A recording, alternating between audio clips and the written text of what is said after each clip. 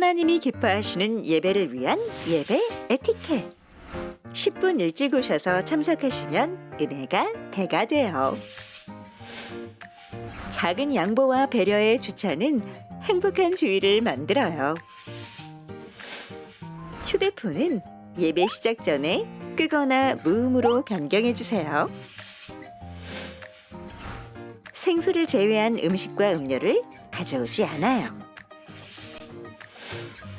뒤에 오시는 성도님들을 위해 앞자리와 안쪽 자리부터 앉아주세요. 새로 오셔서 등록을 원하시는 분은 본당 입구 안내위원에게 말씀해 주시면 등록을 돕도록 하겠습니다.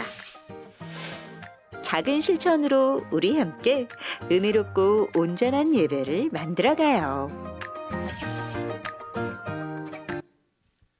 할렐루야. 성도 여러분 반갑습니다. 2부 목장연합 예배에 나오신 여러분들을 주님의 이름으로 환영합니다.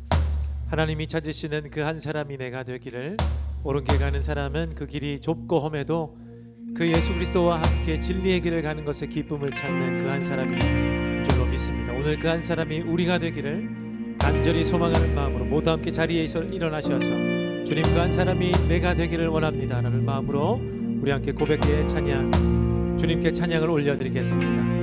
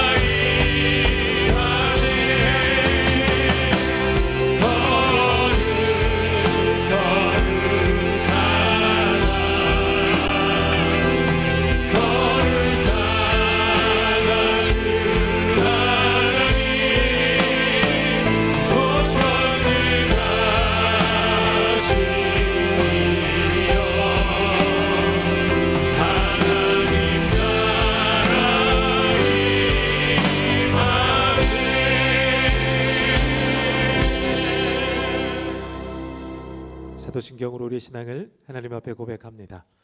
여러분은 하나님 아버지를 믿습니까? 나는 전능하신 아버지 하나님, 전지의 창조주를 믿습니다. 여러분은 그의 아들 예수님을 믿습니까? 나는 그의 유일하신 아들 우리 주 예수 그리스도를 믿습니다. 여러분은 예수님께서 여러분의 구원을 위해 하신 일을 믿습니까? 그는 성령으로 잉태되어 동정녀 마리아에게서 나시고 본디오 빌라도에게 고난을 받아 십자가에 못 박혀 죽으시고 장사된 지 사흘 만에 죽은 자 가운데서 다시 살아나셨음을 믿습니다. 여러분은 예수님께서 어떻게 오실 것을 믿습니까? 하늘에 오르시어 전능하신 아버지 하나님 우편에 앉아 계시다가 거기로부터 살아있는 자와 죽은 자를 심판하러 오십니다. 여러분은 성령 하나님을 믿습니까? 나는 성령을 믿으며 거룩한 공교회와 성도의 교제와 죄를 용서받는 것과 몸의 부활과 영생을 믿습니다. 아멘. 모두 함께 자리에 앉으시겠습니다. 우리 하나님께서 찾으시는 그 한 사람, 이 시대에 우리 모두가 되기를 소망합니다. 물은 많이 있다라도 먹을 물이 없다면 많은 물들이 소용없는 것처럼 믿는다고 하는 사람이 많을지라도 하나님이 찾으시는 그 한 사람이 없다면 하나님이 얼마나 슬퍼하실지 우리가 생각할 수 있습니다. 그러나 여기에 모인 우리 모두가 하나님이 찾으시는 그 한 사람, 하나님 내가 그 한 사람이 되기를 원합니다. 이러한 마음으로 우리 지난주에 함께 불렀던 찬양을 다시 한번 찬양합니다. 한 사람이면 충분했던 주님, 주 말씀에 순종하는 자, 한 걸음마다 하나님 말씀을 의지하여 주님의 마음에 동참하는 자, 그 사람이 내가 되길 원해. 주 말씀에 순종하는 자, 한 걸음마다 하나님 말씀을 의지하여 주님의 마음에 동참하는 자,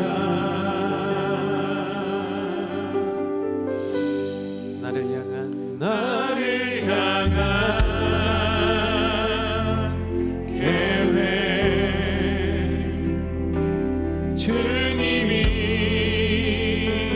잘 아시네.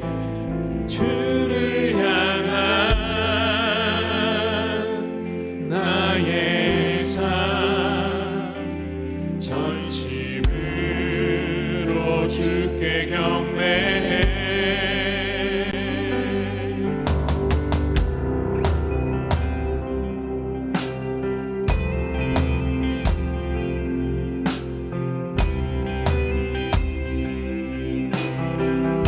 그 사람이 내가 되길 원합니다.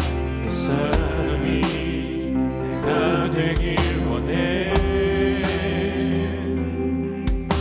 주 말씀에 순종하는 자,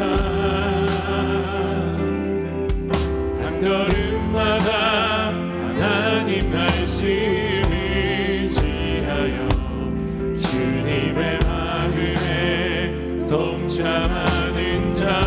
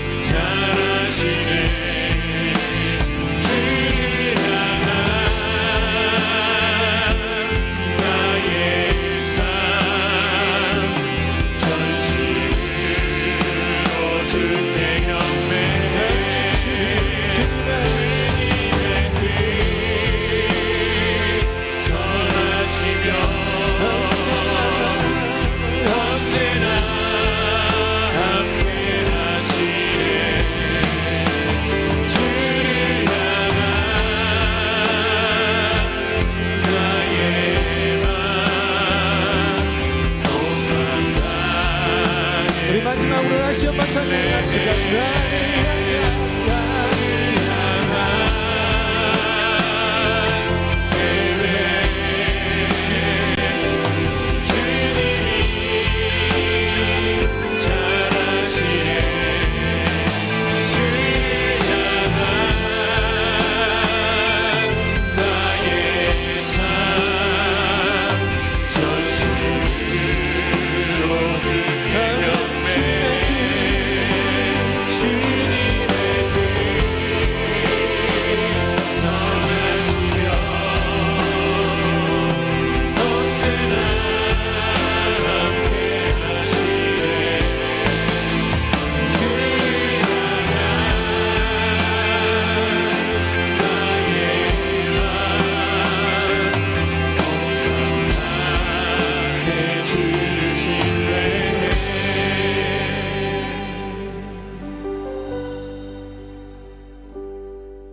한 사람이면 충분했던 주님,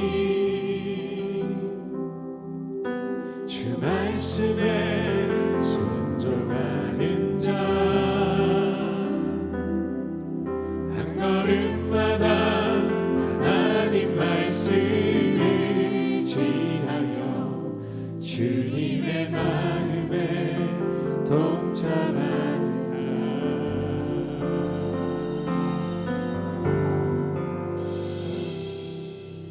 우리가 그 사람 되기를 원합니다. 우리 함께 손뼉치며 우리 주님의 길은 항상 옳습니다. 우리에게 향한 그 옳은 길, 그 길을 따르는 자 우리가 되기를 원합니다. 힘차게 한번 손뼉치며 주님을 찬양합시다.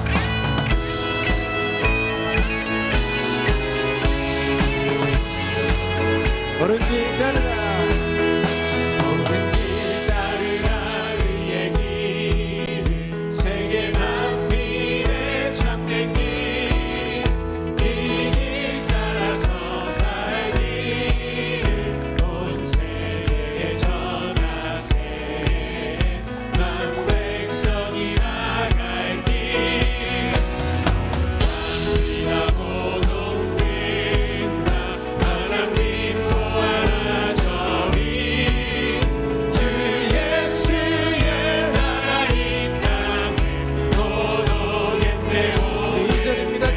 따르라, 주 예수 따르라, 승리의 주, 세계 만민이 나갈 길과 진리요 참 생명, 내 창법을 부수고 난 따르라 왕영왕.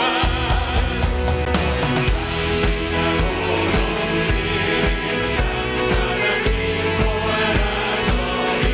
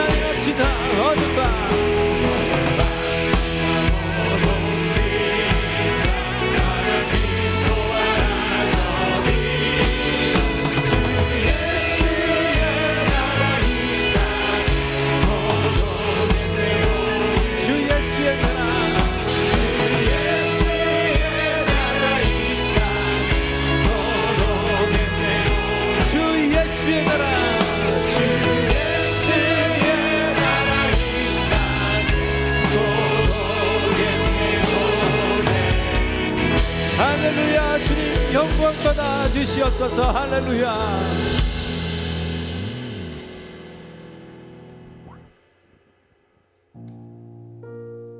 우리 마음의 깊숙한 곳, 그 모든 곳부터 우리 주님께서 나의 주인이 되어 주시고 나의 왕이 되어 주시옵소서. 그 길을, 그 자리를 다른 무엇에겐가 빼앗기지 않도록 하나님 우리를 말씀으로 부여잡아 주시옵소서. 그 고백하는 마음으로 우리 마지막 찬양을 주님께 올려드리겠습니다. 우리들을 위하여 십자가에 못 박혀 모든 죄를 용서하사 의인 삼아 주신 주, 어떤 일이 있어도 나를 버리지 않고 죽기까지 살아가신 나의 귀한 예수님. 아멘. 내 마음에 한 자리, 가장 귀한 그 자리 주오셔서 앉으소서. 주님만 나의 보배, 내 마음에 한 자리, 가장 귀한 그 자리 주오셔서 다스리소서. 주님만 나의 영광.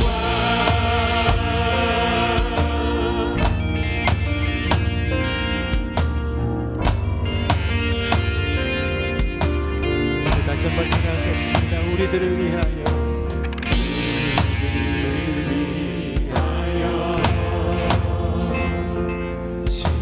십자가에 못 박혀 모든 죄를 용서하사 의인 삼아 주신 주, 주님 어떤 일이 있어도 나를 버리지 않고 죽기까지 사랑하신 나의 귀한 예수님. 주님 찬양합니다. 내 마음에 한 자리, 가장 귀한 그 자리 주오셔서 앉으소서. 주님만 나의 보배, 내 마음에 한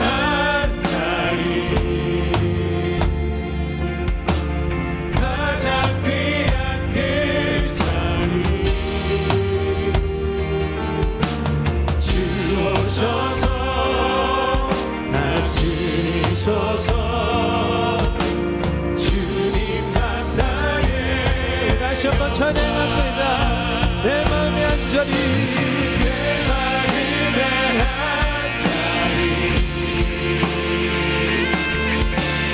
가장 귀한 그 자리,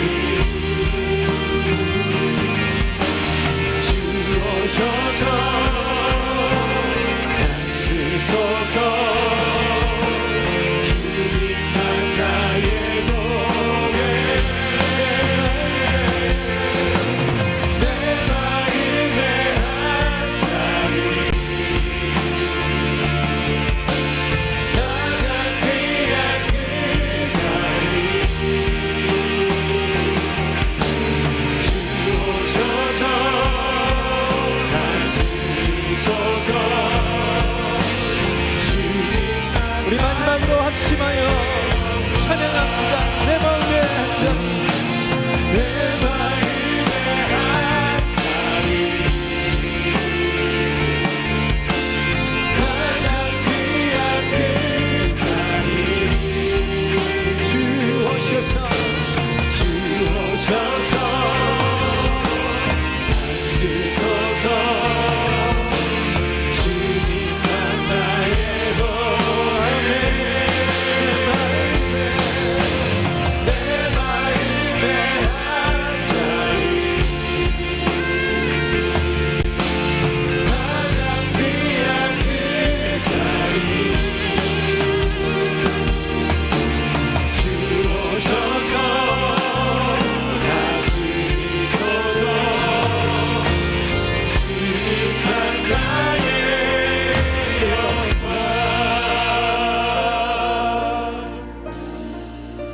성도 여러분, 우리 함께 기도하겠습니다. 내 마음 가장 귀한 자리에 오직 주님만이 계셔야 함에도 불구하고 시내산 아래의 이스라엘 백성들처럼 이것이 주님이라고 말하면서 주님이 아닌 나의 유익함과 나의 만족함이 더 앞섰던 그 모든 것을 주님 대신에 두었던 우리 되었음을 회개하겠습니다.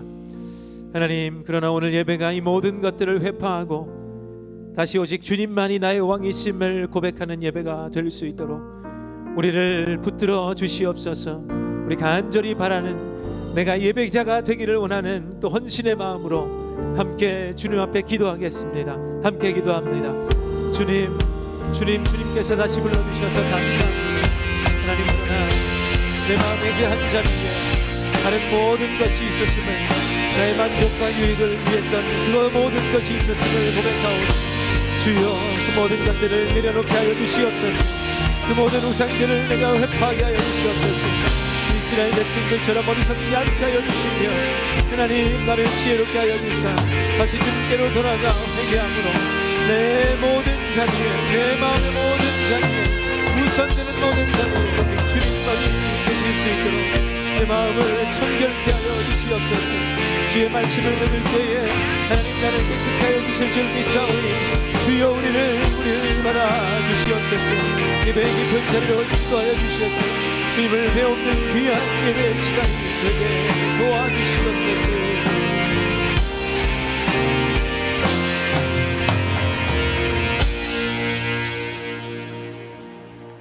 사랑과 은혜가 풍성하신 하나님 아버지, 저희가 오늘도 목장 연합 예배에 참석할 수 있도록 환경을 인도하시고 건강을 허락하여 주셔서 감사합니다. 참석한 모든 이들이 온 마음을 다해 전심으로 예배할 수 있도록 성령님, 저희 각자의 심령을 주장하여 주시옵고 주의 은혜를 덧입혀 주시옵소서. 또한 여러 가지 사정 때문에 이곳에 함께하지 못하는 사랑하는 우리 지체들이 있습니다. 주여, 그 상황 가운데 찾아가셔서 저희와 동일한 은혜를 그들에게도 허락하여 주시옵소서. 주님, 지난 한 주간 동안 주님의 자녀답게 살고 싶었습니다. 세상에서 손가락질 당하는 못난 모습이 아닌 세상에 예수 그리스도의 빛을 선전하는 용사로 살고 싶었습니다. 그러나 현실은 그렇지 못했음을 고백합니다. 저희 눈이 주님께 고정되지 못한 채 자꾸 세상을 바라봤으며 저희가 말씀 가운데 견고하게 서지 못해서 주님의 세미한 음성이 들리기보다 저희 안에 있는 시끄러운 소리들이 조바심으로 두려움으로 시기심으로 저희를 흔들었습니다. 주님, 저희의 부족함을 용서하여 주시옵소서. 그리고 그 부족함까지 아시고 품으시는 주님, 이 시간 말씀 앞에서 다시 마음을 견고히 세울 수 있도록 성령님 저희를 도와주시옵소서. 주님, 저희 은혜샘물교회가 복음을 전하여 영혼을 구원하고 제자 삼는 건강한 교회로 세워져 가게 하시고, 겨울 동안 진행되는 다음 세대 수련회와 겨울 성경학교 가운데 말씀과 성령의 역사가 충만하여 참석한 한 사람 한 사람이 하나님을 인격적으로 만나며 하나님을 나의 하나님으로 고백하는 시간이 되게 하여 주시옵소서. 281개 목장을 통해서 하나님의 영광이 드러나며 그 영광의 빛이 주변 VIP들에게도 흘러가서 그들의 심령이 변화되는 역사가 일어나게 하여 주시옵소서. 주님, 파송 선교사, 협력 선교사, 목장 후원 선교사들 한 명 한 명이 항상 주님의 은혜 가운데 거하게 하시고 복음을 전하는 현장을 늘 안전하게 보호하여 주시며 그들이 나아가는 길에 필요한 모든 필요가 주의 때에 공급되기를 원하옵니다.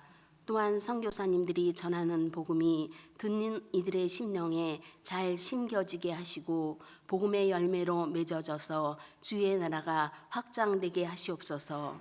주님, 저희 민족이 갈등과 분열 속에서 신음하고 있습니다. 서로를 이해하지 못하고 품지 못하고 있습니다. 성령님, 저희를 불쌍히 여기시고 도와주시옵소서. 성령 가운데서 하나 되게 하시고 화합 가운데로 나아가게 하시옵소서. 그래서 꿈을 이룬 다음 세대가 마음껏 꿈을 펼칠 수 있는 주의 나라가 되게 하여 주시옵소서.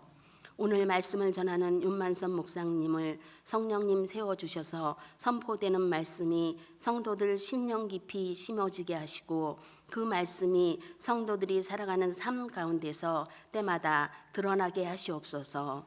모든 예배 순서를 주님께 올려드리며 예수 그리스도의 이름으로 기도드립니다. 아멘.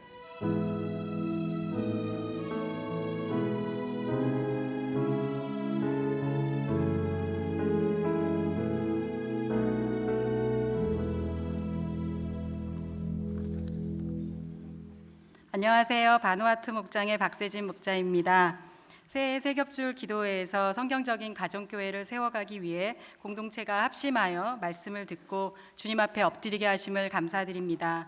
가정교회의 핵심 가치인 세 축에 해당하는 삶 공부에서 받은 은혜와 저희를 향하신 하나님의 사랑을 나누고 싶습니다. 은혜샘물교회 성도로 살아가는 감사함이 많은데요. 그중 한 가지는 삶 공부가 너무 좋습니다.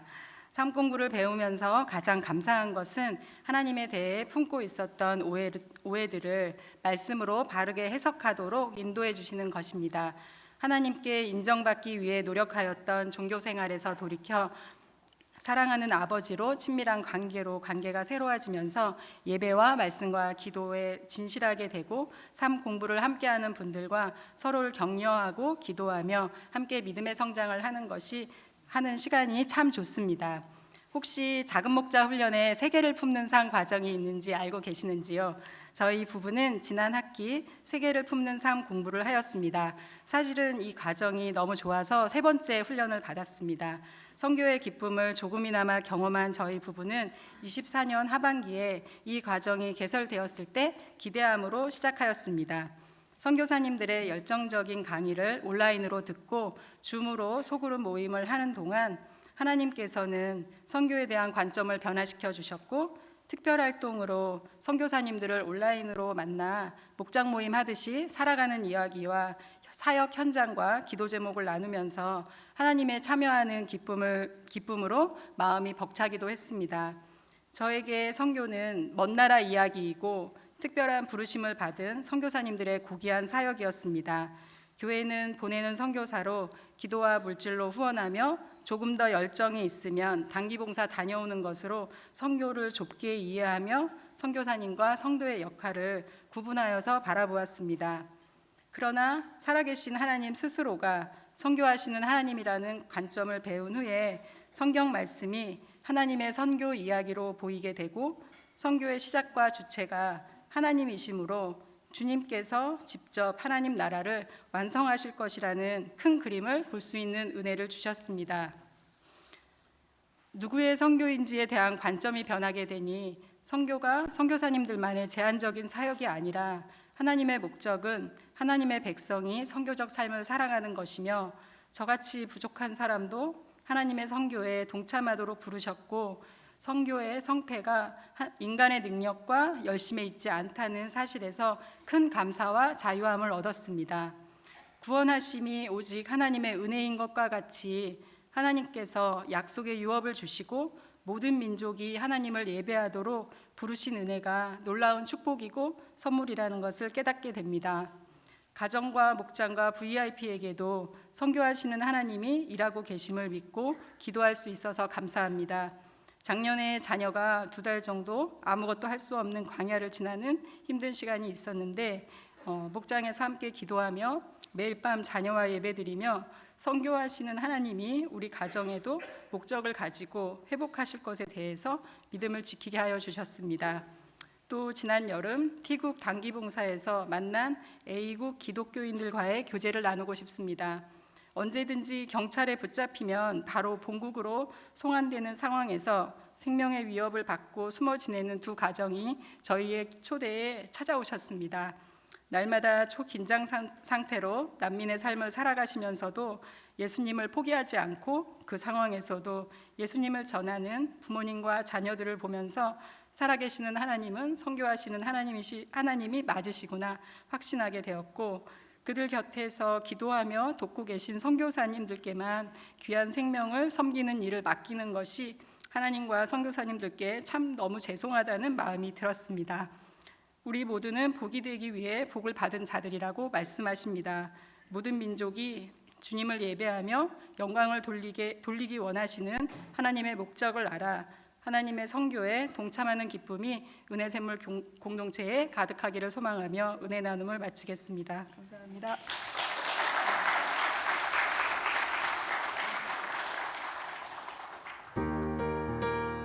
(2월의) 첫째 주일 합심 기도 제목입니다. 오늘 2부 목장연합 예배 후 안데오굴에서 2025년 재정 결산 및 2026년 예산안 승인을 위한 재직회로 모입니다. 재직 여러분의 많은 참석을 부탁드립니다. 이어 다음 주일인 2월 8일 2부 목장연합 예배 후 안데오굴에서 2025년 재정 결산 및 2026년 예산안과 내부 규약 개정 승인을 위한 공동의회로 모이오니 정회원이신 분들의 많은 참석을 부탁드립니다. 공동의회의 안건은 주보 3면을 참조해 주시기 바랍니다. 2026년 새해 첫 자녀와 함께하는 새벽 기도회가 2월 7일 토요일 오전 6시 30분에 안데오콜에서 열립니다. 이번 자녀와 함께하는 새벽 기도회는 유치부가 주관하고 2025년 출석상 시상이 있습니다. 자녀와 함께하는 귀한 시간에 여러분의 많은 참여 바랍니다. 예수 영접 모임이 2월 28일 토요일 오후 4시에 은혜관 5층 주양도서관에서 열립니다. 복음이 필요한 VIP를 비롯한 모든 분들을 초대합니다. 특별히 2026년 새로 등록하신 분들은 꼭 참석을 부탁드립니다. 문의와 신청은 담당 평원지기에게 해주세요. 오늘부터 주일 2부와 3부 목장연합 예배 시 샘물관 5층 주양도서관 내에 어린이 도서관을 운영합니다. 2부와 3부 예배 시 자녀들이 자유롭고 안전하게 책을 볼 수 있도록 도서관 섬김이가 안내하오니 많은 이용 바랍니다. 4부 예배 시에는 봉사자 부족으로 인해 봉사자가 모집이 된 후에 오픈합니다. 봉사자로 지원하시기를 원하시는 성도님은 봉사자 모집을 참조해 주시기 바랍니다. 금주의 교인 소식입니다.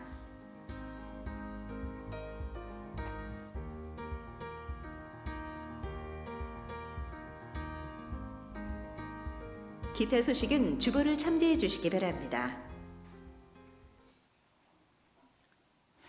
네, 성도 여러분 반갑습니다. 2부 목장 연합 예배 나오신 우리 성도님들 환영하고 축복합니다.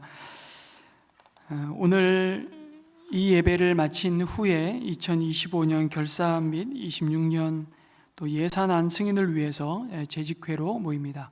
재직 헌신 동의서를 제출하신 우리 모든 성도님들은 잠깐 예배 마친 후에 나가지 마시고 그 자리에서 한 10분 정도 재직회 결산 보고와 또 예산 보고를 받으시고 승인해 주시면 다음 주에 우리 정회원 전체 공동회에 상정하도록 그렇게 하겠습니다.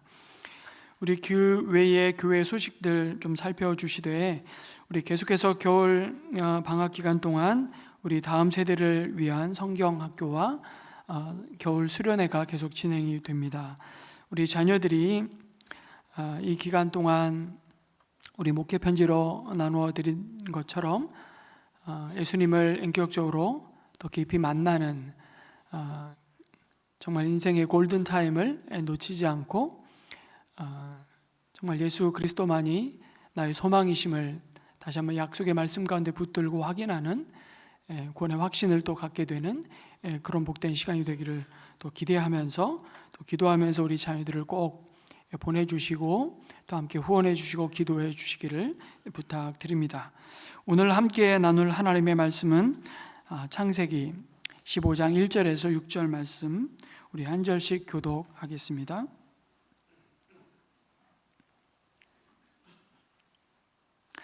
이런 일들이 일어난 뒤에 주님께서 환상 가운데 아브라함에게 말씀하셨다. 아브라함아, 두려워하지 말아라. 나는 너의 방패다. 내가 받을 보상이 매우 크다. 아브라함이 여쭈었다.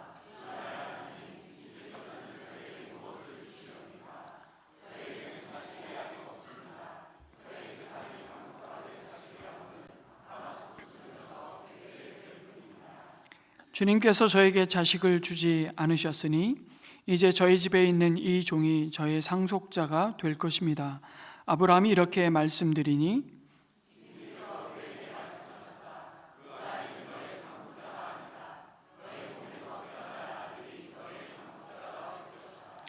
주님께서 아브라함을 데리고 바깥으로 나가서 말씀하셨다.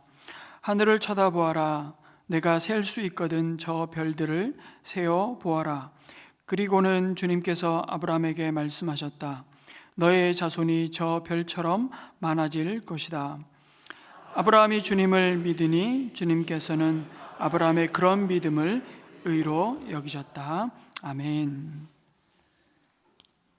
우리가 창세기 묵상을 계속 해나가면서 지금 아브라함의 생애를 우리가 살펴보고 있습니다.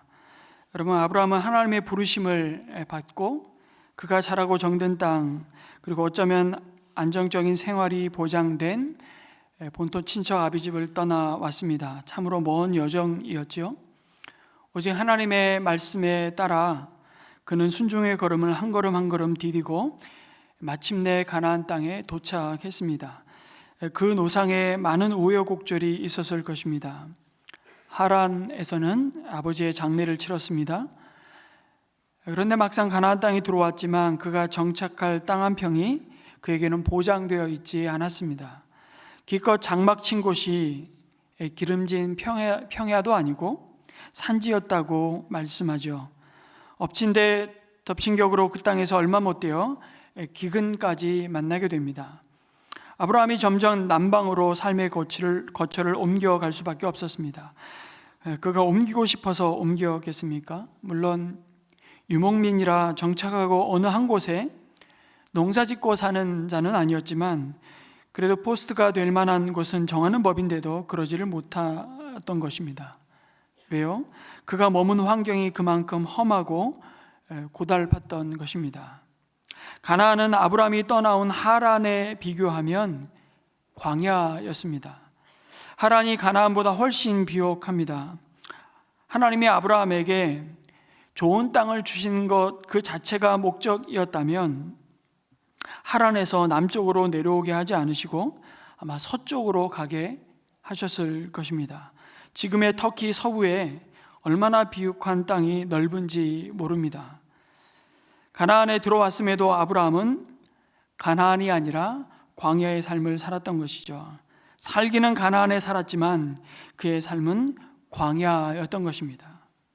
가나안에 살아도 믿음 가운데 살아도, 하나님의 돌보심 가운데 살아도, 하나님의 축복 가운데 살아도, 하나님의 말씀에 순종하며 살아도, 기도하며 살아도, 하나님과 동행하는 삶을 살아도 여러분 인생의 흉년이나 기근을 만날 때가 있습니다.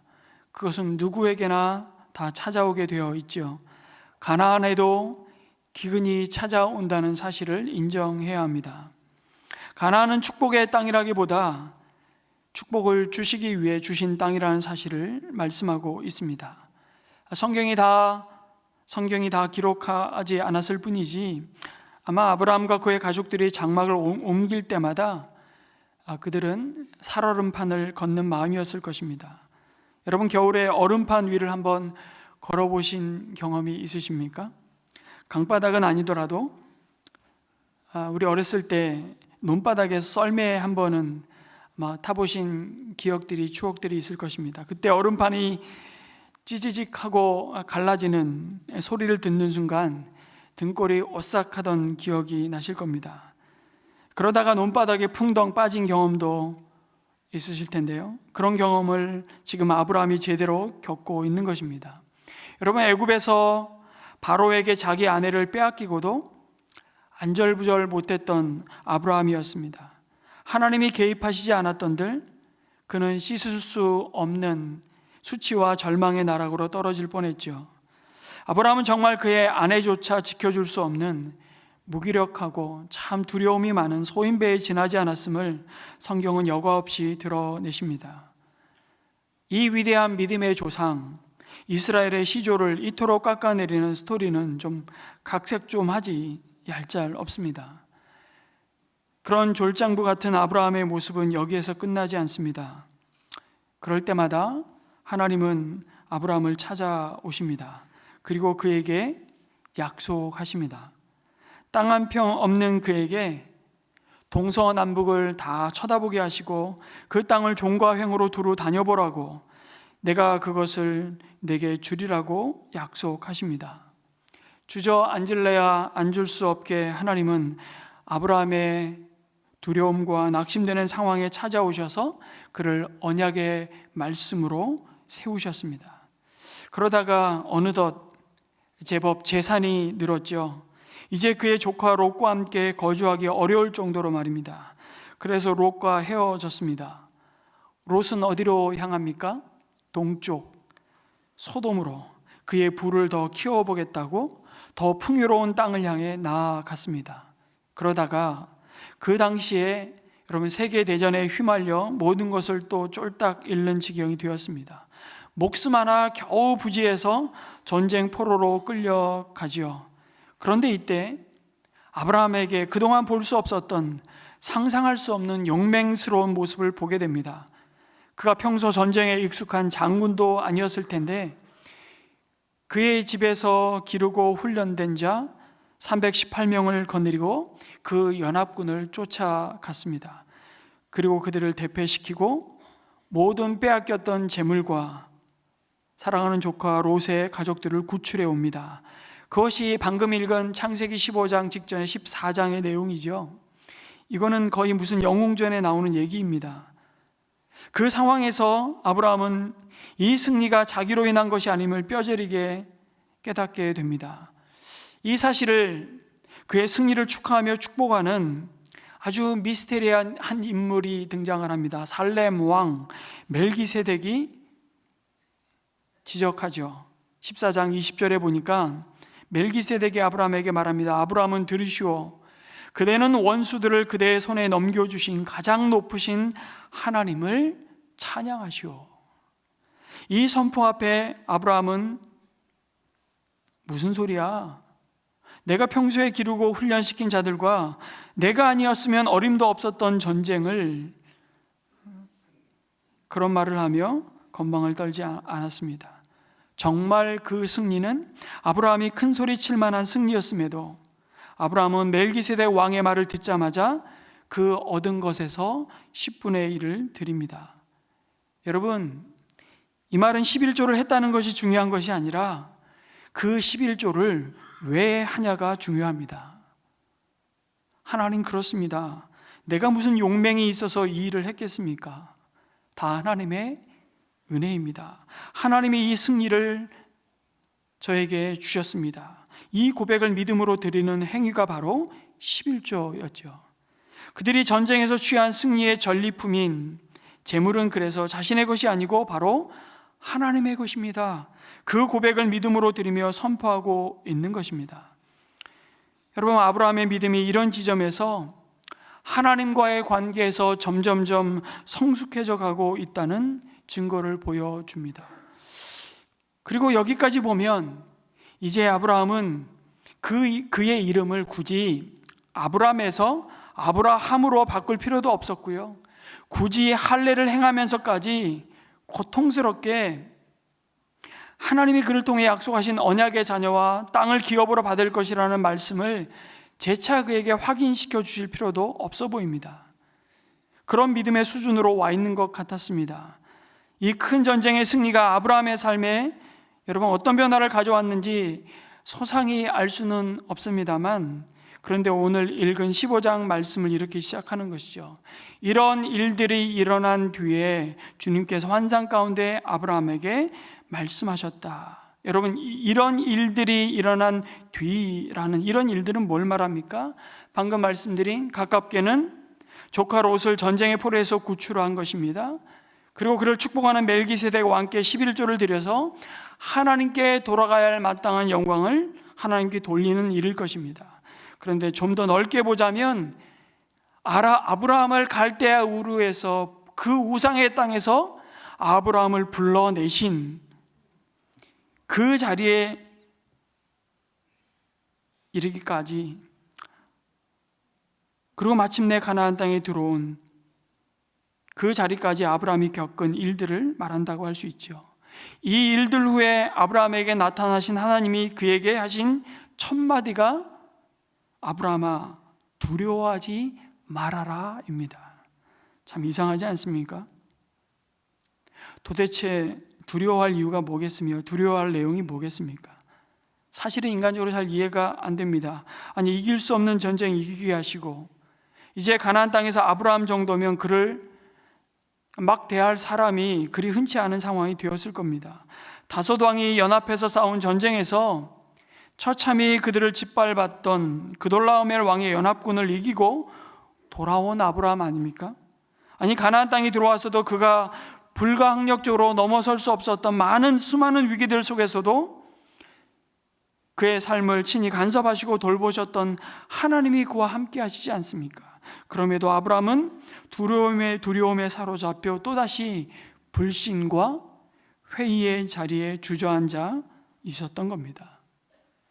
그런데 우리 역시 이런 경험을 여러분 하루에도 여러 차례 하지 않습니까? 주일에 예배를 통해 은혜를 받고요, 한 주를 잘 살 것 같다가도 며칠이 못 가 다시 푸념하고 불평하는 모습을 마주하게 됩니다. 그리고 아침에 성령 충만하다가도 오후에 어떤 상황에 맞닥뜨리게 되면 이내 두려움과 염려에 빠져 한숨만 쉬고 있는 것이 우리의 모습일 때가 얼마나 많은지 모릅니다. 그런데 참 감사한 것은 하나님께서 이런 아브라함을 책망하시거나 나 너에게 너무 실망했다고 핀잔 주지 않으셨다는 사실입니다. 다 아시는 거죠. 아브라함이라고 하루아침에 하나님이 품고 계신 그 원대한 계획을 처음부터 하나님의 마음처럼 품고 흔들리지 않고 그 믿음의 길을 갈 자가 아닌 것을 하나님 잘 아시는 겁니다. 이 땅에 그럴 사람이 없다는 것을 너무 잘 아셨습니다. 계속해서 두려워하고 딴 생각하고 또 딴지거는 아브라함을, 그럼에도 하나님은 거절하지 않으시고 그에게 소망을 갖고 약속하신 대로 그의 일을 하나하나 이루어가고 계셨던 겁니다. 여러분, 여기서 아브라함이 가졌던 두려움이 뭐였을까요? 크게 두 가지라고 볼 수 있습니다. 첫째는 북방연합군의 보복에 대한 두려움이었습니다. 아브라함이 하나님이 도우셔서 전쟁에 이겼지만 여러분, 상대는 북방의 맹주 메소포타미아 그돌라오멜 왕입니다. 당하고 가만히 있지 않는 자들이죠. 이 당시의 역사는 눈에는 눈, 이에는 이, 보복의 역사라고 할 수 있습니다. 지금 북방 4개 연합군의 왕들은 자존심이 상했습니다. 크게 무너졌죠. 그러니 언제 이들이 전열을 가다듬어서 다시 쳐들어와도 하나도 이상하지 않을 상황이 된 겁니다. 아브라함은 한순간에 그 북방, 그 문명 국가들 왕들의 표적이 되었습니다. 여러분, 그 두려움이 그 안으로부터 그를 너무 불안하게 만드는 것입니다. 그런데 그 상황 속에서 하나님께서 아브라함에게 말씀하시는 것이죠. 너의 방패가 되어 주시겠다고 말씀하십니다. 하나님께서 친히 방패가 되셔서 그 모든 위협으로부터 지켜주시겠다고 하시는 것이죠. 아브라함이 가졌던 또 하나의 두려움은 바로 미래에 대한 두려움이었습니다. 북방 민족에 대한 두려움, 외부적인 그 환경으로부터 온 상황으로부터 온 두려움이었다면, 이 아브라함이 내적으로 갖고 있었던 이 절망적인 상황, 그건 아브라함에게 끊임없는 두려움으로 다가왔습니다. 아브라함은 도대체 하나님이 분명히 약속을 하셨는데 그 일을 무슨 방법으로 어떻게 이루실지가 늘 초조하고 궁금한 것이죠. 그러니까 아브라함은 육체의 한계와 자신의 시간의 한계 상황 앞에 또 넘어지고 있는 것입니다. 하나님의 시간과 아브라함의 시간이 다른 것이 그에게는 견딜 수 없는 불안과 두려움이었습니다. 그러다가 자기 현실을 보면 아니, 자식과 땅은 여전히 뜬구름 잡는 얘기처럼 들리는 것입니다. 그런데 하나님은 아브라함에게 그 현실을 보기 이전에 하나님 자신을 온전히 바라보라고, 그러시면서 하나님 자신이 너의 방패가 되고 너의 지극히 큰 상급이 됨을 잊지 말라고 말씀하십니다. 그런데 이 약속의 말씀에 아브라함이 드디어 그의 입을 열지요. 아브라함도 이제 하나님께 할 말은 해야겠다는 생각이 들었던 것 같습니다. 2절에 보니까 주 나의 하나님, 주님께서는 저에게 무엇을 주시렵니까? 여기에 저는 괄호로 한 단어를 더 넣고 싶습니다. 주 나의 하나님, 주님께서는 저에게 도대체 무엇을 주시렵니까? 여러분, 아브라함의 이 말의 분위기를 잘 느끼셔야 됩니다. 지금까지 하나님이 아브라함에게 계속 말씀하신 것이 헛수고처럼 들리는 말이기 때문이죠. 지금 아브라함이 하나님께 따지듯이 약간은 화난 표정을 상상하셔야 합니다. 지금 아브라함의 말은 몰라서, 그래서 알고 싶어 던지는 질문이 아닙니다. 마음이, 하나님을 향한 그의 마음이 토라져 있는 것입니다. 그런데도 하나님은 다 받아주십니다. 참 좋으신 하나님이십니다. 참 오래 참으시고 기다리시는 하나님이시죠. 우리도 그러지 않습니까? 우리 역시 조금만 내가 원했던 방식이 아니라 내가 원했던 때에 나의 소원이 이루어지지 않고 좌절되면 하나님을 향해 섭섭한 마음을 드러냅니다. 어떻게 보면 그 섭섭한 마음을 솔직히 토해 놓는 것이 하나님과의 관계를 세워가는 출발점이기도 하죠. 하나님은 그 자녀의 마음을 그럼에도 받아주십니다. 아니, 오히려 그 낙심과 좌절과 두려움이 하나님께 호소가 되고 부르짖는 자리로 나와 그 심정을 토해 놓을 때 하나님은 이때를 기다리시며 이렇게 말씀하시는 것 같습니다. 너보다 내가 더 아프다.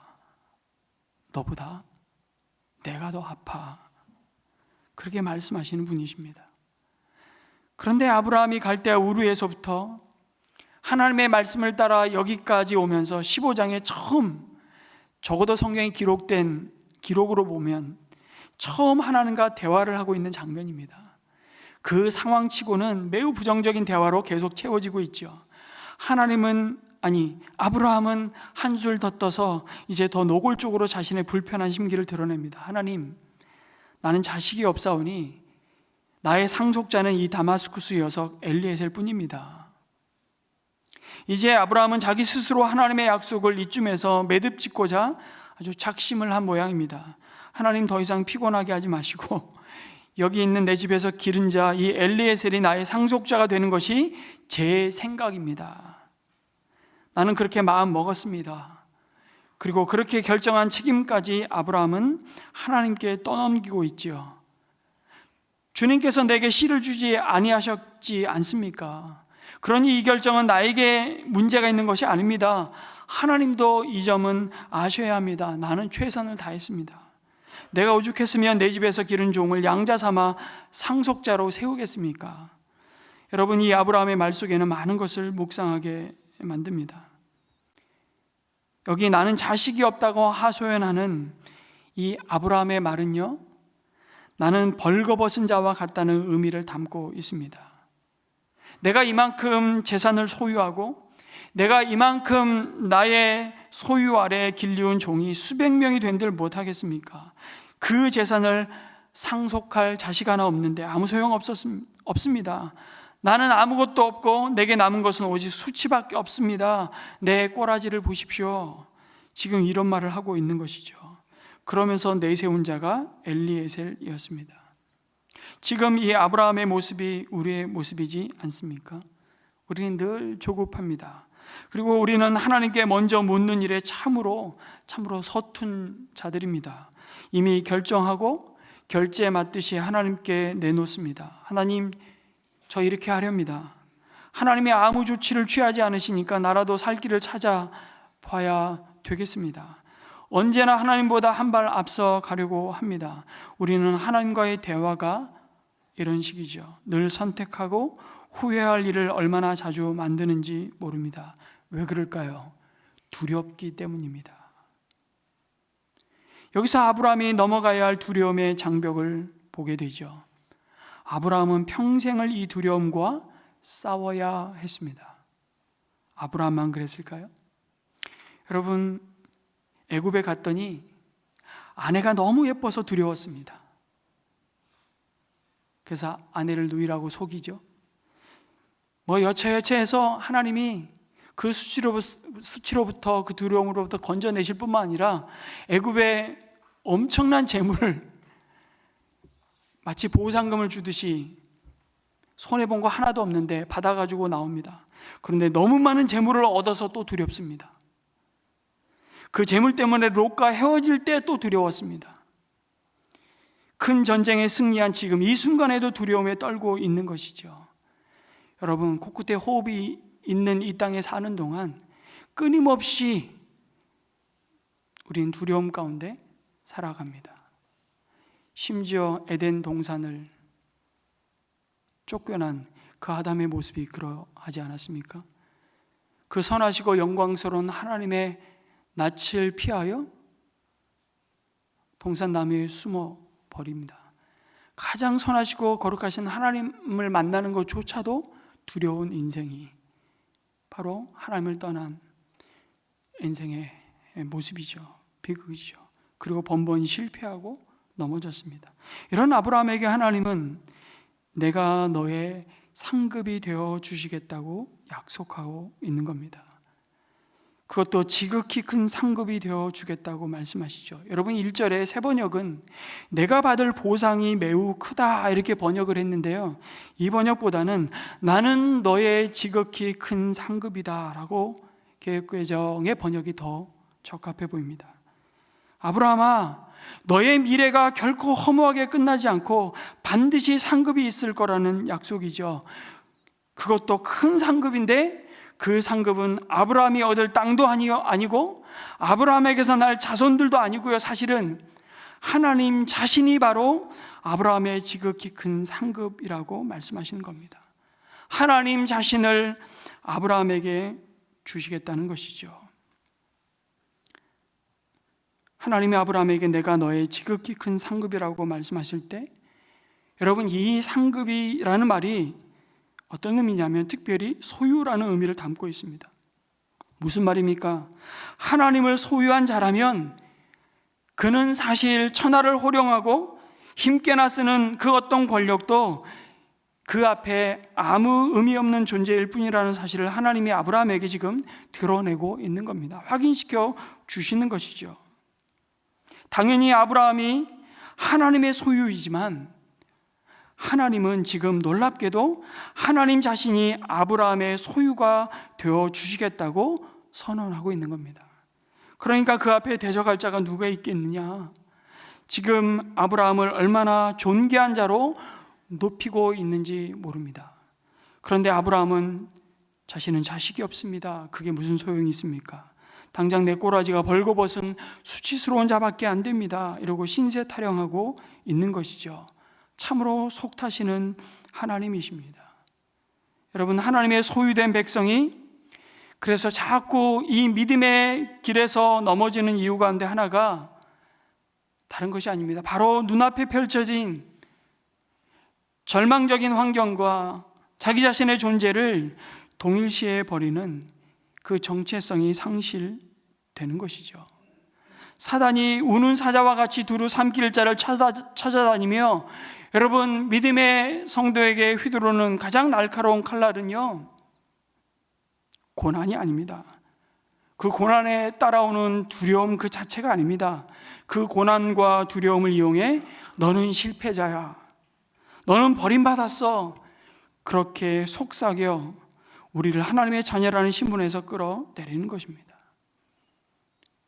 그래서 C.S. 루이스는 그의 저서 순전한 기독교에서 우리가 가진 성도의 정체성에 대해서 이렇게 말합니다.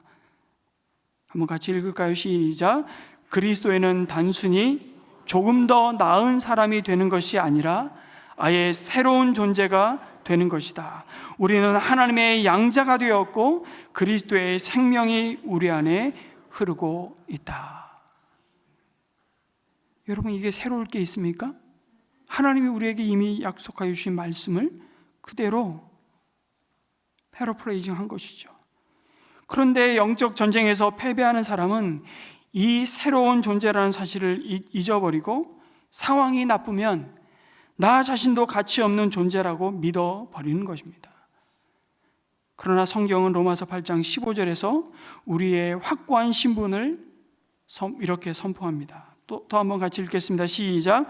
여러분은 또다시 두려움에 빠뜨리는 종살이의 영을 받은 것이 아니라 자녀로 삼으시는 영을 받았습니다.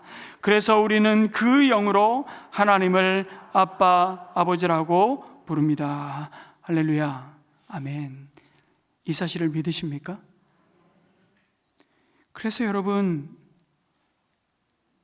두려움을 넘어 믿음으로 승리하는 사람은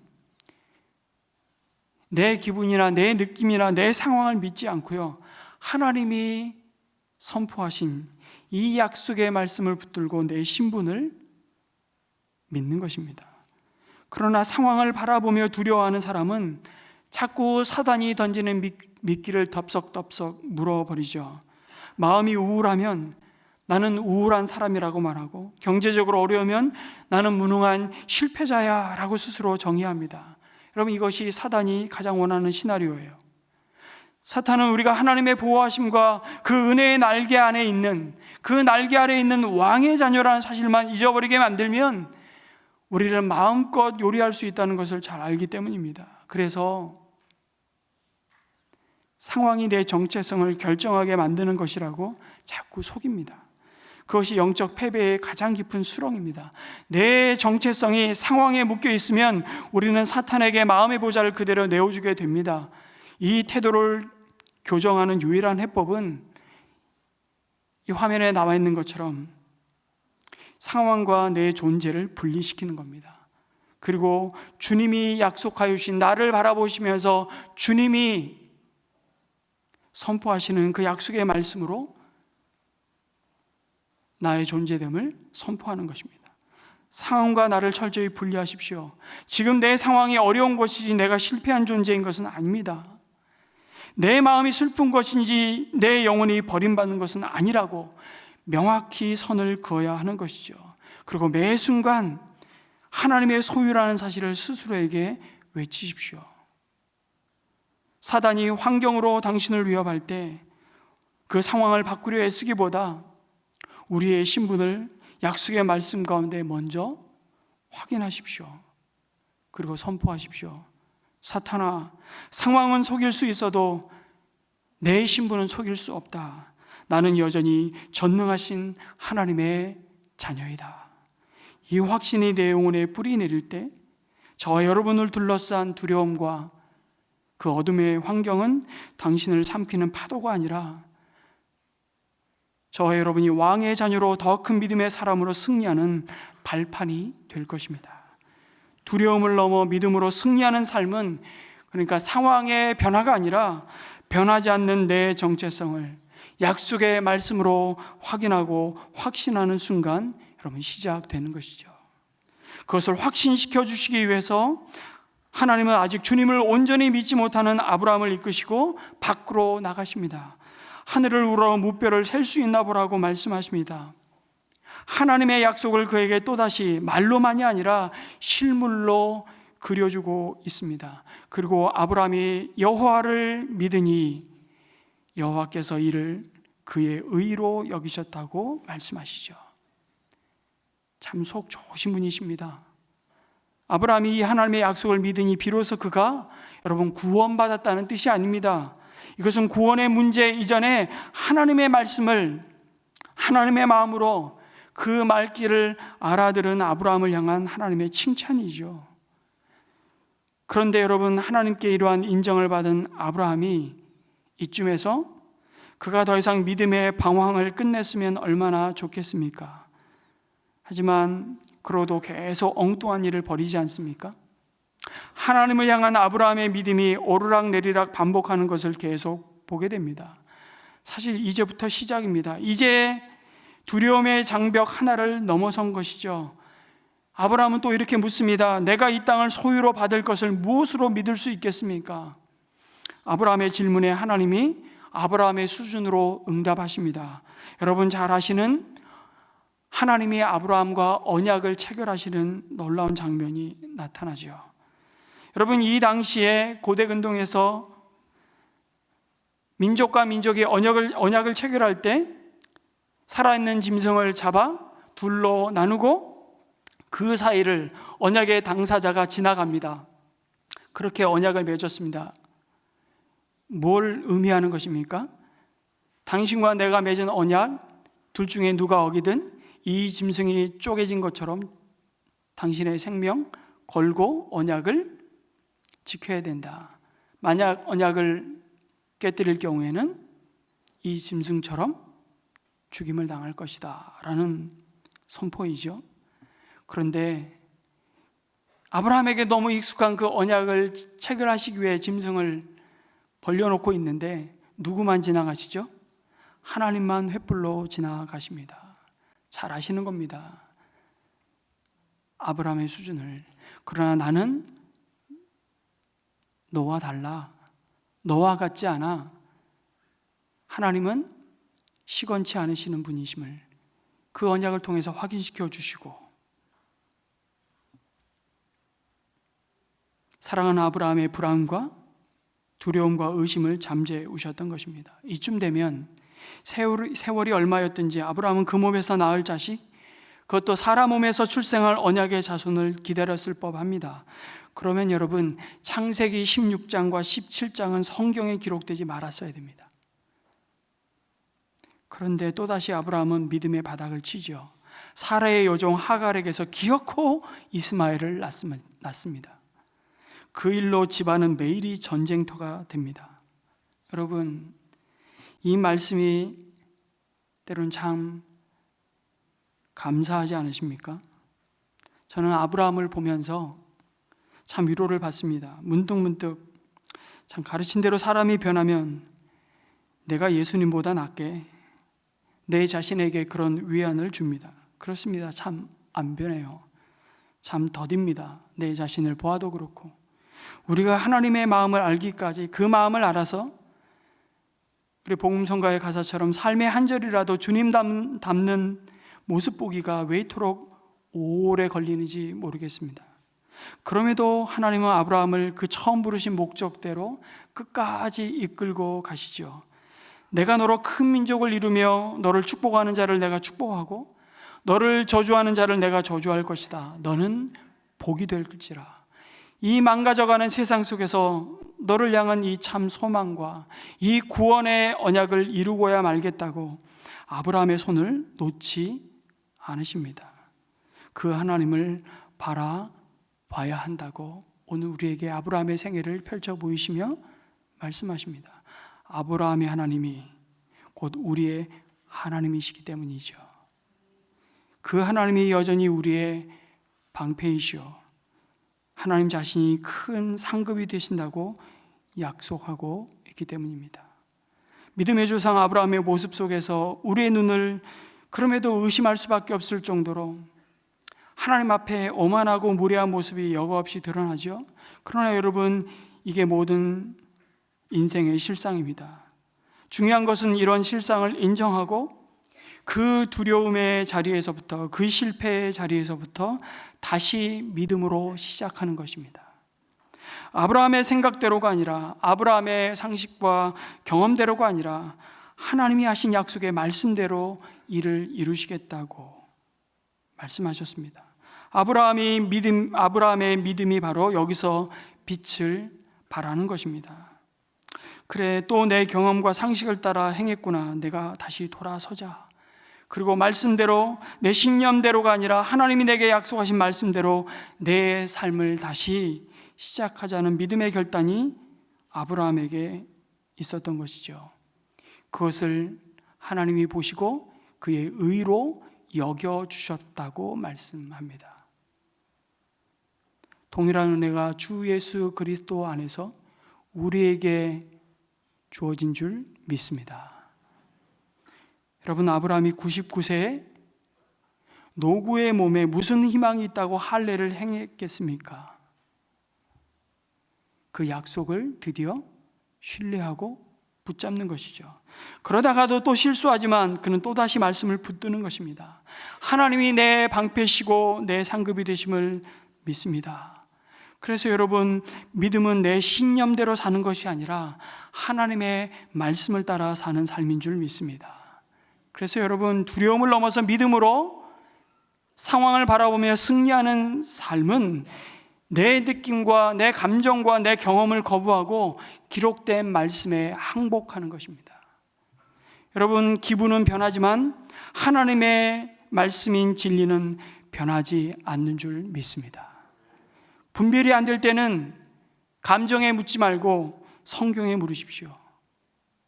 오늘 여러분의 생각을 스쳐 지나가는 수많은 메시지 중에 말씀과 일치하지 않는 것은 단호하게 쓰레기통에 던지시기 바랍니다. 두려움을 넘어서 믿음으로 승리하는 삶은 특별히 남다른 탁월한 직관이 아니라 기록된 말씀을 있는 그대로 믿는 고집스러운 신뢰에서 나오는 줄 믿습니다. 여러분, 그 고집이 여러분에게 있기를 주님의 이름으로 축복합니다. 여러분, 그런 아브라함에게 드디어 약속의 자녀를 주실 때가 된 것입니다. 하나님은 왜 가나안에 들어온 뒤에도 25년 동안이나 여러분, 아브라함과 사라에게 약속하신 자녀를 주시지 않았을까요? 아직 믿음이 없는 아브라함을 영적으로 훈련시키기 위해서일까요? 그들이 믿음의 조상이 되는데 부족함이 없도록 훈련시키기 위해서일까요?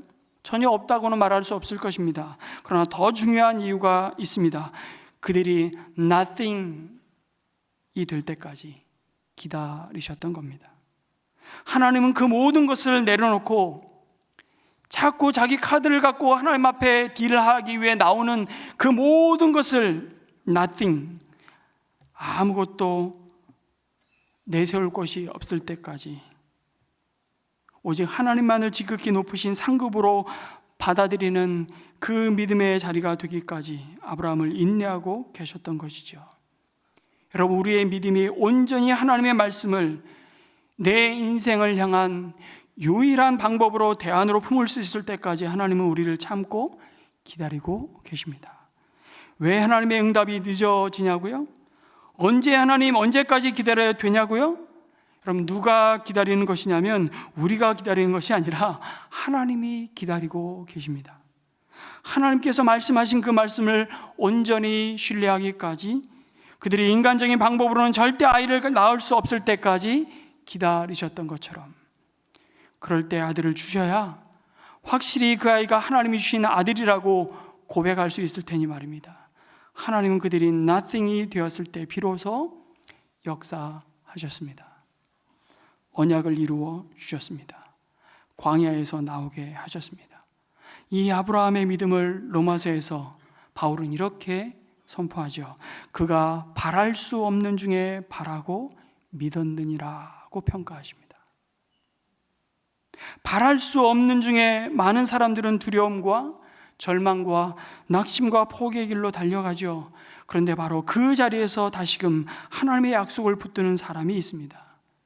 성경은 그를 믿음의 사람, 세상이 감당치 못할 사람이라고 증거하죠.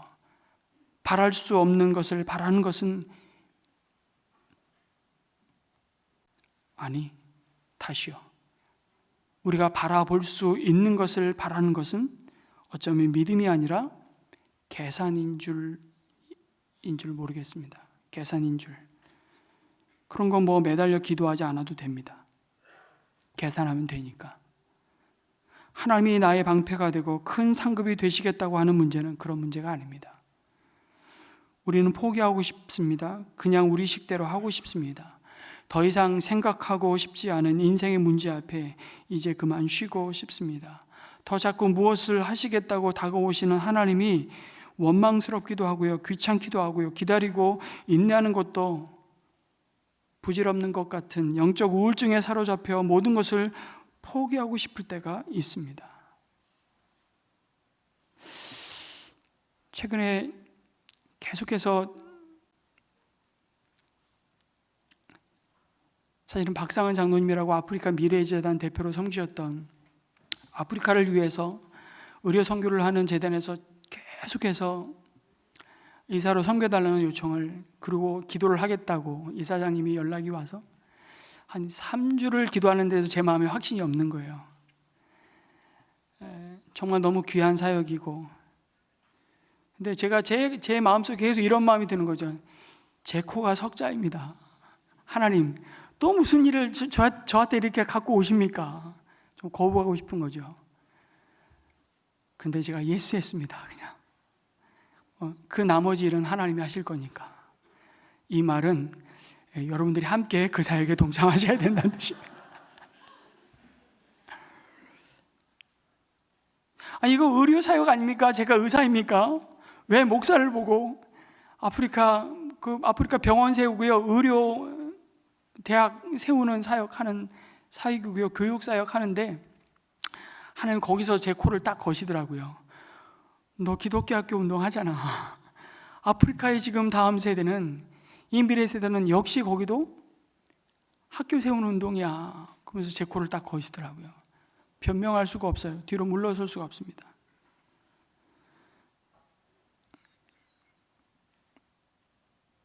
그러한 때에도 우리는 하나님의 약속을 붙잡아야 하는 것이죠.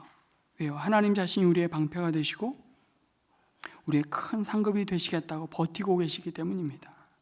하나님은 오늘도 주님을 의지하고 신뢰하는 믿음에 있어서 참 오르락내리락 그 반복하는 우리를 통해서 마침내 당신의 뜻을 이루시고야 말 것입니다. 이 하나님의 의지를 담아 아브라함에게 그러하셨듯이 오늘 우리에게도 동일하게 약속하십니다. 내가 너의 방패이며 너의 큰 상급이 됨이라. 두려워하지 말아라. 이 약속을 붙잡고 또 한 주간 바랄 수 없는 것을 바라보며 여러분 믿음으로 달려가는 저와 여러분이 되시기를 주님의 이름으로 축복합니다. 아멘. 우리 한번 이 아브라함의 생애를 바라보시며 이렇게 한번 우리 자신의 생애를 또한 하나님 앞에 이렇게 기도의 제목으로 올려드렸으면 좋겠습니다. 주님, 우리 삶에 찾아오는 끊임없는 두려움과 인생의 불확실한 상황 속에서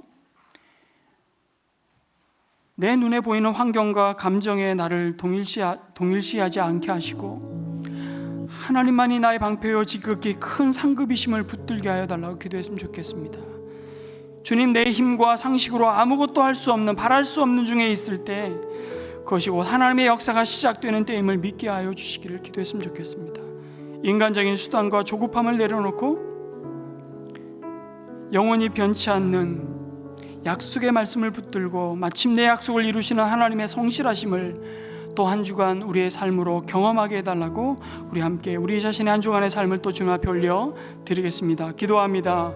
아버지 하나님, 그렇습니다. 하나님, 삶의 인생의 파도처럼 수많은 문제 앞에 찾아오는 두려움이 밀려오지만 그 두려움 속에서도 하나님은 하나님의 일을 오늘도 우리를 통해서 이루어 가시는 우리의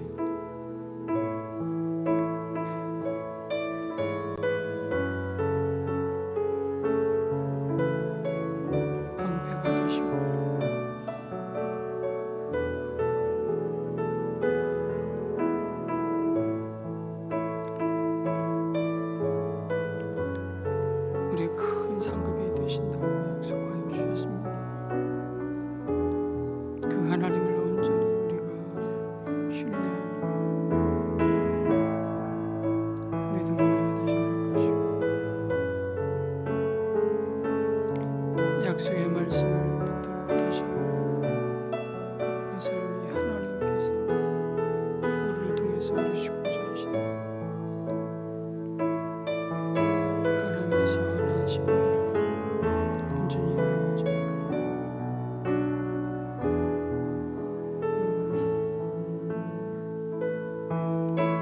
아멘. 주님 감사합니다.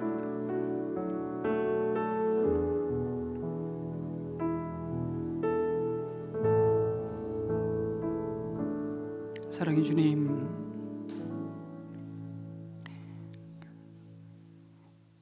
인생의 수많은 문제 앞에 밀려오는 두려움, 하나의 두려움이 지나가면 또 다른 두려움이 밀물처럼 우리에게 엄습해 올 때에도 하나님만이 우리의 영원한 방패가 되시고 큰 상급이 되심을 다시 한번 고백하며 주님의 그 은혜의 날개 아래 내가 하나님의 존귀한 하나님의 백성, 하나님의 소유된 백성임을 잊지 않도록 인도하여 주시옵소서. 우리가 하나님의 소유라고 말씀하시기 전에 우리가 하나님이 우리의 소유가 되어 주시겠다고 약속하신 그 말씀을 붙들고 하나님 또 한 주간 우리를 두신 믿음의 이 경주길을 주님 바라보며 싱싱하게 달려갈 수 있도록 하나님 도우시고 인도하여 주시옵소서. 우리 삶에 하나님 겹겹이 쌓인 탄식과 한숨과 두려움이 변하여 하나님을 더 온전히 바라보게 하는 예배가, 찬양이, 기쁨이 회복될 수 있도록 축복하여 주시옵소서. 우리의 영원한 방패가 되시고 큰 상급이 되신 우리 주 예수 그리스도의 이름으로 간절히 기도드립니다. 아멘. 우리 자리에서 일어나셔서 함께 찬양합니다. 깊은 절망의 수렁 가운데 주님께 닿을 수 없었던 우리, 깊은 절망의 수렁 가운데 주님께 닿을 수 없던 우리, 어두운 밤중에 하늘을 향해 주의 이름 나 부를 때, 어둠을 뚫고 오신 주 사랑, 나의 절망 거두셨네. 주님의 공로 다 이루셨네. 주 예수 나의 산소, 그 누가 주의 자비를 따라, 그 누가 주의 자비를 다하라. 한없는 은혜 증량할까. 영광을 떠나 이 땅에 오신 죄가 되신 구주 예수, 주의 십자가 내게 말하네. 영원히 난 용납했네. 아름다우신와 나는 주의 것 그리스도 나의 산소. 할렐루야 찬양합니다. 할렐루야 주를 찬양하여라. 할렐루야 자유케 하셨도다. 죄의 저주 끊으시 주께 구원이 또다. 주 예수 나의 산소만. 할렐루야 할렐루야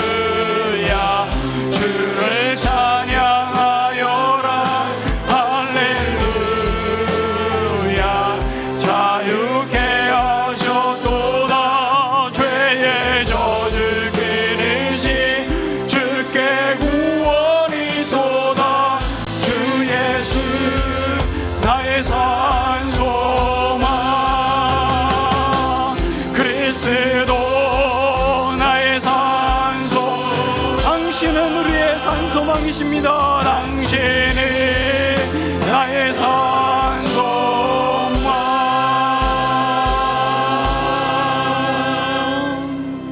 아멘. 성도 여러분, 헌신의 자리로 다시 초대합니다.